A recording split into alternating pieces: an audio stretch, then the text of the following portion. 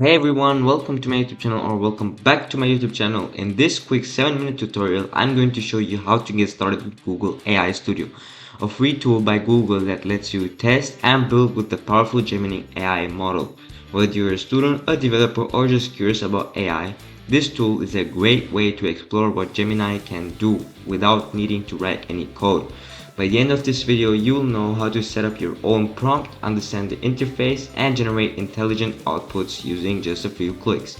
To begin, open any browser you have. I'm going to use Microsoft Edge and head over to aistudio.google.com and just sign up with your Google account. Let me just do it real quick. Now we are inside Google AI Studio, and this is what the interface looks like. Let me walk you through the main features and buttons so you know what everything does. In the center, you'll see the prompt editor. This is where you type your prompt. In other words, what you want the AI to do. For example, let's type in generate a high school revision guide on quantum computing. To run the prompt, click on the run button on the right or press Ctrl plus enter on your keyboard. The response will show up once it's ready. It takes time, so let's just wait.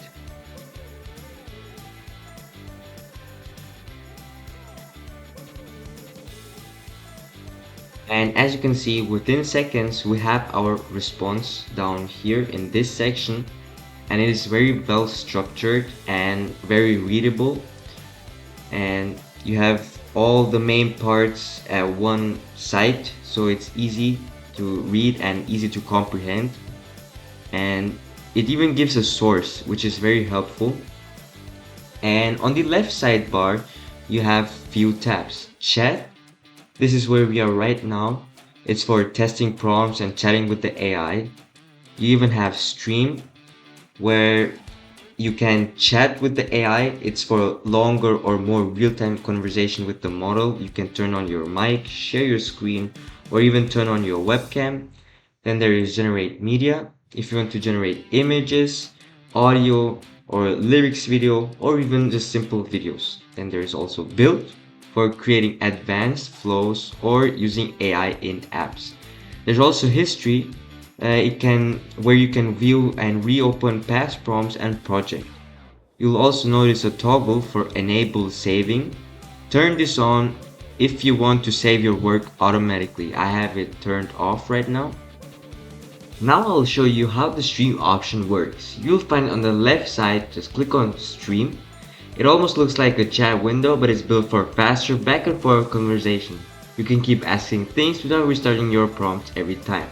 Just so you know, the chat session here lasts only 10 minutes, so it's perfect for quick tasks or questions. Let's try a simple example. Imagine I'm working on a PowerPoint presentation and I forget how to make the text bold. For that, let me turn on my mic and share my screen.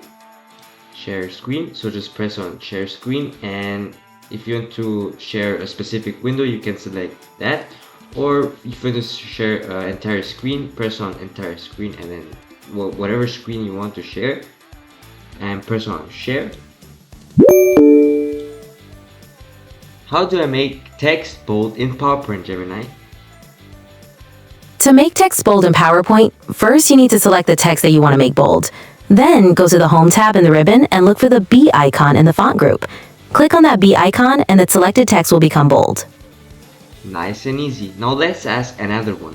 How can I add a new slide in PowerPoint, Gemini? To add a new slide, go to the Home tab again. In the Slides group, you'll see a button that says New Slide. Click on that button and a new slide will be added to your presentation.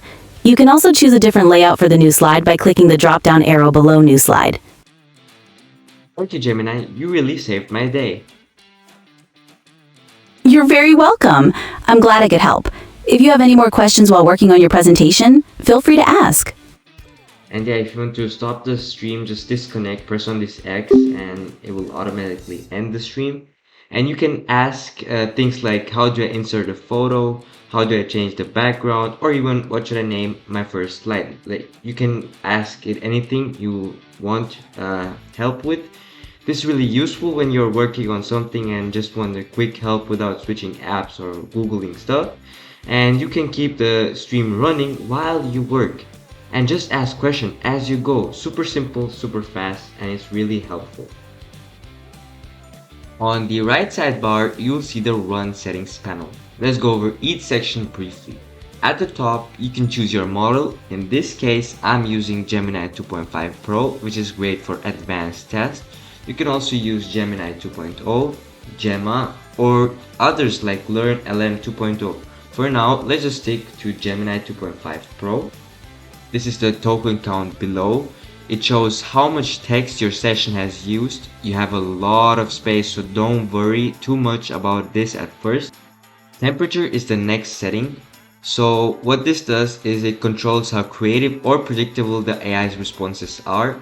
A low temperature like 2.0 gives more accurate and stable answers, and a high temperatures like 1, 2 makes the response more creative or unpredictable. So the higher the number, the more unpredictable the AI gets, and the lower the number, it gives you more stable answers.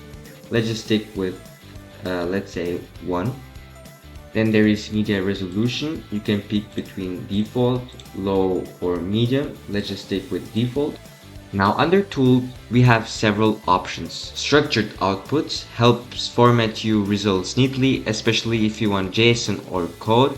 Code executions, let the AI run code in real time, great for programming tasks. Function calling, useful if you're building apps or calling external services. Grounding with Google search, this is turned on here. It allows the AI to put in real-time data from the web. URL context, you can feed it a website link and the model can read from that page. Everything here is adjustable, but the default already works well if you're just getting started.